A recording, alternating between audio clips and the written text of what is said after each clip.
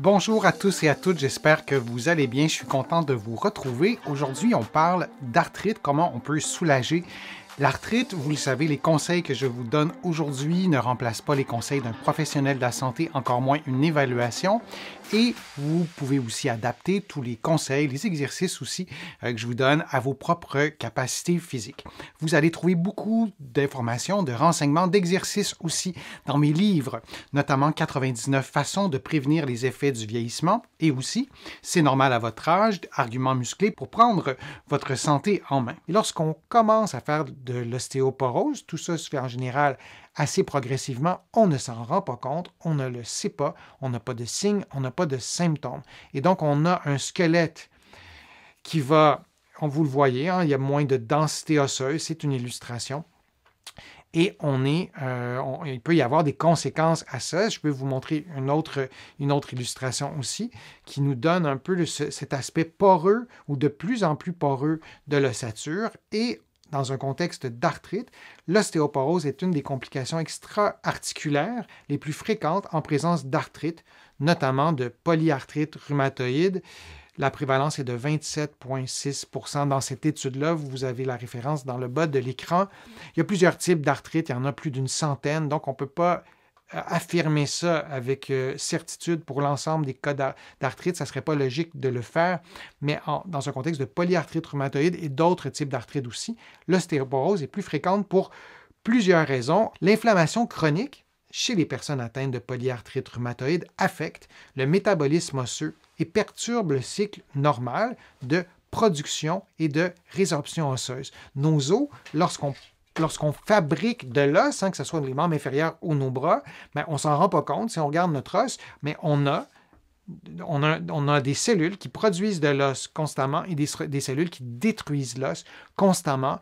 Ces mécanismes de production et de résorption se font en permanence et sont modifiés notamment par les changements hormonaux. C'est pour ça qu'à la ménopause, chez la femme, il y a une perturbation. Il peut y avoir une perturbation assez significative au niveau de cet équilibre entre la formation et la destruction de l'os. Mais la maladie, notamment la polyarthrite rhumatoïde, cette inflammation qui est augmentée, joue un rôle aussi, a un effet sur la production et la résorption plutôt osseuse et ça augmente le risque d'ostéoporose. Les causes, donc la gravité de la maladie, l'inflammation, je vous le disais, le sexe, en particulier après la ménopause, les femmes sont plus touchées que les hommes, la diminution des taux de vitamine D. Alors, si vous êtes en carence pour ce qui est de la vitamine D, vous êtes plus à risque d'avoir de l'ostéoporose. Ça aussi, c'est intéressant de se le rappeler.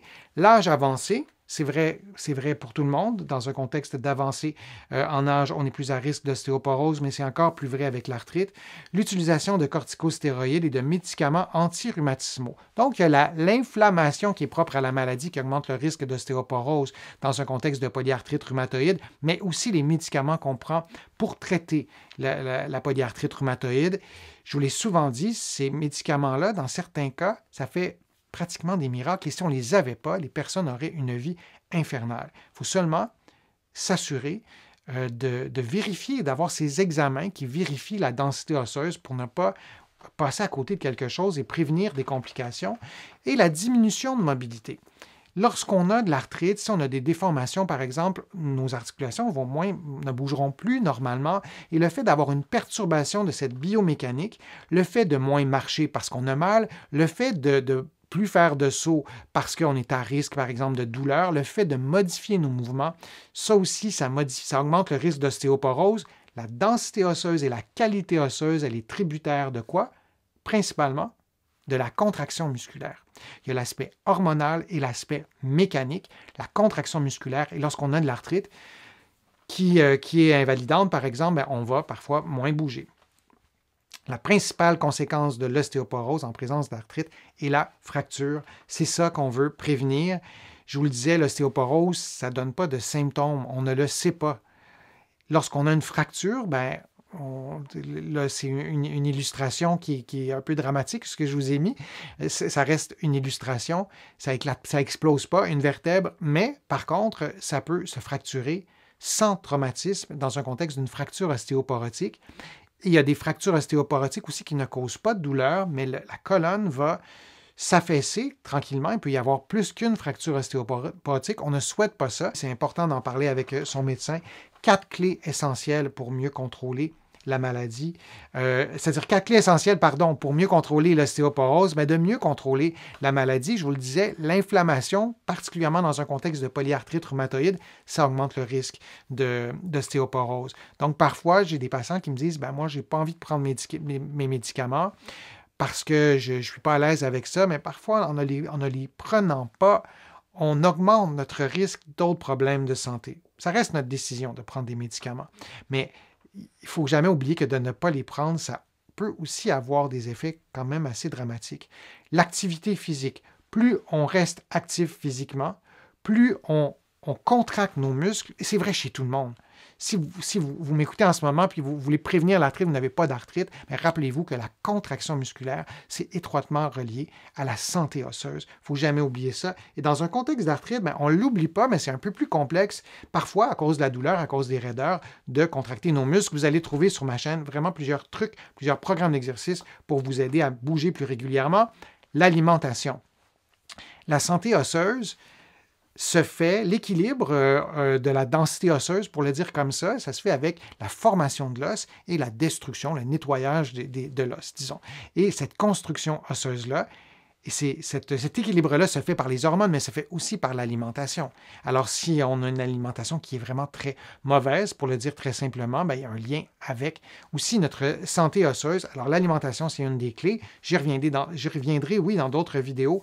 Et la vitamine D, c'est un peu lié à l'alimentation, évidemment, mais si je pense ici au Québec, la vitamine D, l'hiver, c'est un peu difficile d'aller chercher suffisamment de vitamine D par temps froid parce que la surface de peau exposée au soleil, elle est tellement minime qu'on est en carence de vitamine D. Et lorsqu'on fait de l'arthrite, c'est intéressant, c'est pas intéressant, c'est essentiel de ne pas être en carence de vitamine D. Je n'ai pas les chiffres avec moi, mais il y a des études qui ont mesuré le pourcentage de personnes qui ont de la polyarthrite rhumatoïde, par exemple, il y a un pourcentage élevé de ces personnes qui sont en carence en ce qui concerne la vitamine D.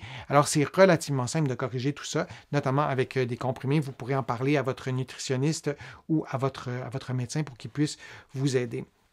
Donc, il y a des façons de prévenir l'ostéoporose, vous allez trouver, et de minimiser, de freiner l'évolution de l'ostéoporose. Vous allez trouver ces conseils sur ma chaîne. Je vous ai donné quelques exemples. Mais le plus simple, souvenez-vous que la santé musculaire, la contraction musculaire permet une meilleure santé osseuse. Je vous remercie d'avoir été là. J'espère que mes contenus vous ont été utiles. Je vous invite à contribuer à mes plateformes. Vous pouvez le faire sur YouTube directement en cliquant sur le petit cœur. Vous allez voir qu'il est très visible. Vous pouvez le faire sur mon site web aussi, le www.denisfortier.ca. Vous cliquez sur l'onglet « Contribuer » et lorsque vous serez sur mon site web, vous pourrez vous abonner gratuitement à une infolettre hebdomadaire, à des courriels thématiques qui vous donnent des conseils, qui vous donnent des exercices sur des sujets précis. Tout ça est gratuit. Vous allez trouver aussi beaucoup d'informations dans mes livres que vous allez trouver partout en librairie, ici au Québec, au Canada, mais aussi de l'autre côté de l'Atlantique. Et je vous mets le lien dans la description de la vidéo pour que vous puissiez les trouver facilement. Je vous remercie beaucoup d'avoir été là. N'hésitez pas à me poser vos questions et je les garde en banque pour de prochaines vidéos. Et je vous souhaite une belle journée et on se dit à une prochaine vidéo, à un prochain direct et à bientôt.